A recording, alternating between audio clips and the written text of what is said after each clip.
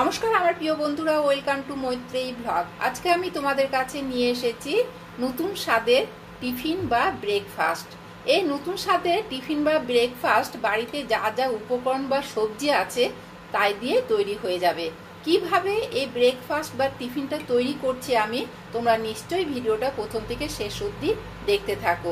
ভিডিওটা ভালো লাগলে নিশ্চয়ই তোমরা একটা সাবস্ক্রাইব করতে ভুলবে না। এছাড়াও পাশে যে বেল আইকন বা বেল বাটন আছে সেটা প্রেস করলে তোমরা আমার অন্যান্য রেসিপিগুলো দেখতে পাবে। বাচ্চাদের ও বড়দের টিফিনের জন্য খুব অতি সহজে আমি একটা ব্রেকফাস্ট বা টিফিন তৈরি করব। এখানে প্রথমে আমি বিউলির ডাল, এই যে এই কাপের 1 কাপ বিউলির ডাল ভিজিয়ে রেখেছি ওভারনাইট। এরপরে এই বিউলির ডাল এই মিক্সি জারের মধ্যে নিয়ে নিচ্ছি। মিক্সি জারের মধ্যে এর মধ্যে আমি কাঁচা লঙ্কা, যে যেমন ঝাল খাবে সেইভাবে নেওয়াই ভালো হবে, আর আদা দিয়ে দিলাম, আর অল্প করে লবণ দিয়ে দিচ্ছি। দিয়ে ভালো করে মিক্সি জারে নিয়ে পেস্ট করে নেব। এরপর আমি এই যে এখানে মিক্সিতে পেস্ট করে নিয়েছি।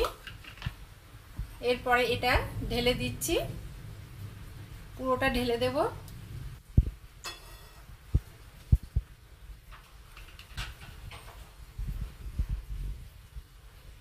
এর সঙ্গে এখানে 1 কাপ সুজি নিয়েছি, এই কাপের 1 কাপ সুজি নেব। অল্প করে লবণ দিচ্ছি, লবণ কিন্তু আগে দিয়েছি, এখন আবার অল্প করে দিয়ে দিচ্ছি। দিয়ে জল দিয়ে দেব, যেহেতু সুজিটা সোক করে নেয়, জলটা টেনে নেবে, তাই বেশি করে জল দিয়ে দিলাম। ভালো করে এভাবে নেড়ে রেখে দেব আমি 20 মিনিটের মতন, মানে 10 থেকে 15 মিনিটের মধ্যে এটাকে খুলে দেখব। দিয়ে রেখে দিচ্ছি।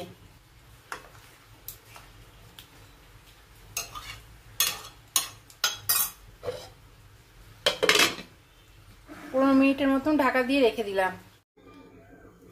এখানে 15 মিনিট হয়ে গেছে, ঢাকনা খুললাম।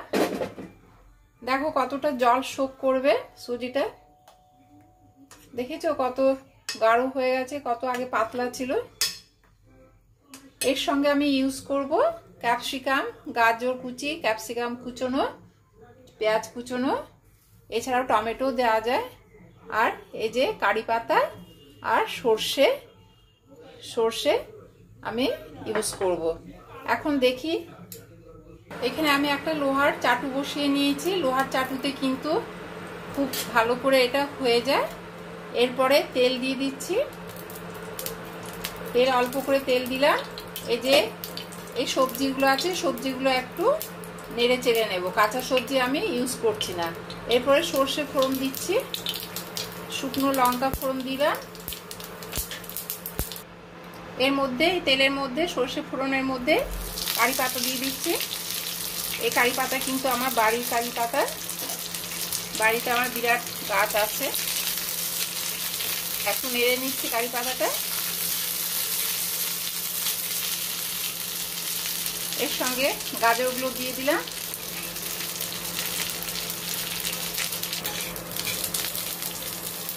অল্প করে লবণ দিয়ে দিচ্ছি। লবণ দিলে কি হবে, এটা নরম হয়ে যাবে। এই যে গাজর শক্ত, সেই জন্য লবণটা দিলে নরম হয়ে যাবে। এরপরে পেঁয়াজ কুচোনোগুলো দিয়ে দিলাম। এটা কিন্তু খুব হেলদি খাবার, বাচ্চাদের বড়দের ক্ষেত্রেও ভালো, আর এছাড়া টিফিন বা ব্রেকফাস্টের সঙ্গেও খেতে কিন্তু খুব ভালো লাগবে বাচ্চাদের।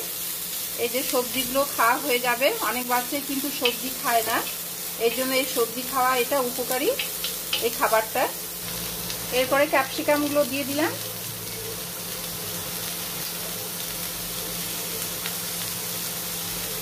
দিয়ে ভালো করে আবার নাড়াচাড়া করে একটু নরম করে নিচ্ছি। এই পাশে এটা যে একটু শক্ত ভাব চলে এসেছে, মানে পাতলা ভাবটা নেই, তাই অল্প করে জল দিয়ে ভালো করে গুলে নিচ্ছি।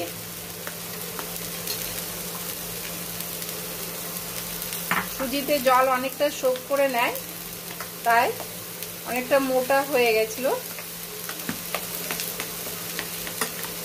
অল্প করে জল দিলে কিন্তু পাতলা হয়ে গেছে। এপাশে এটাও অনেকটা হয়ে গেছে, এরপরে নামিয়ে রাখবো। নামিয়ে এর মধ্যে দিয়ে দেব। দেখো কত নরম হয়ে গেছে। এরপরে এর মধ্যে ঢেলে রাখছি। এরপরে ভালো করে মিক্স করে নেব। এটা যদি কাঁচা অবস্থায় দেওয়া যেত, কাঁচা হলে কিন্তু খেতে গেলে ভালো লাগতো না। এখন নরম হয়ে গেছে, খেতে কিন্তু খুব ভালো লাগবে। এছাড়াও সর্ষে ফোড়নের যে একটা বা কারি পাতার গন্ধ, তাতেও কিন্তু ভালো লাগবে। এরপরে অল্প করে তেল দিয়ে দিচ্ছি, এইভাবে ঘুরিয়ে, কিন্তু খুব কম তেলের মধ্যে হয়ে যায়। দেখো আমি কিন্তু অল্প করে তেল দিলাম। এরপরে এক হাতা করে করে এর মধ্যে দিতে থাকবো। একবারে কম তেলের মধ্যে হয়ে যাবে। এভাবে ঘুরিয়ে দিতে হবে, গোল করে ঘুরিয়ে দেব। এভাবে গোল শেপ করে দেব। দেখো কি সুন্দর হচ্ছে।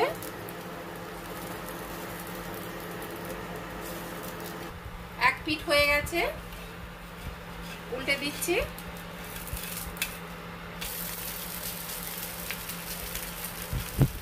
কমপ্লিট হয়ে গেছে, এটা উঠিয়ে রেখে দিচ্ছি।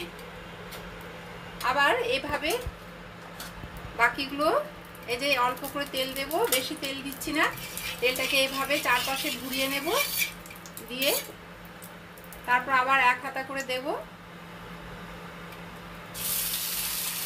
এক হাতা দিয়ে এভাবে গোল আকারে তৈরি করে নেব।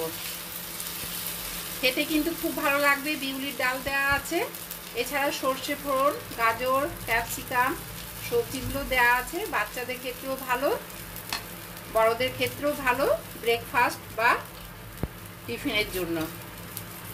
এভাবে এই বাদ বাকিগুলো এভাবেই তৈরি করে নিচ্ছি। এটাও উল্টে নিচ্ছি। বাদ বাকিগুলো এভাবে তৈরি করে নেব একটা একটা করে। অলরেডি কমপ্লিট হয়ে গেছে। দেখো কি সুন্দর নরম তুলতুলে, খেতেও কিন্তু টেস্টি। এখানে বিউলি ডালের স্বাদটাও পাওয়া যাবে, বেশ অনেকটা ধোসার মতন লাগবে খেতে। আর এর সঙ্গে চাটনি দিয়েও খাওয়া যায়। আমি এখানে টমেটো সস দিয়ে তোমাদের কাছে শেয়ার করলাম। ভিডিওটা কেমন লেগেছে তোমাদের কাছে তোমরা নিশ্চয়ই আমাকে কমেন্টে জানাবে। ভালো লাগলে নিশ্চয়ই তোমরা একটা সাবস্ক্রাইব করতে ভুলবে না। এছাড়া পাশে যে বেল আইকন বা বেল বাটন আছে, সেটা প্রেস করলে তোমরা আমার অন্যান্য রেসিপিগুলো দেখতে পেয়ে যাবে। আজকে এই পর্যন্ত। পরের রেসিপি নিয়ে আবার তোমাদের কাছে ফিরে আসবো।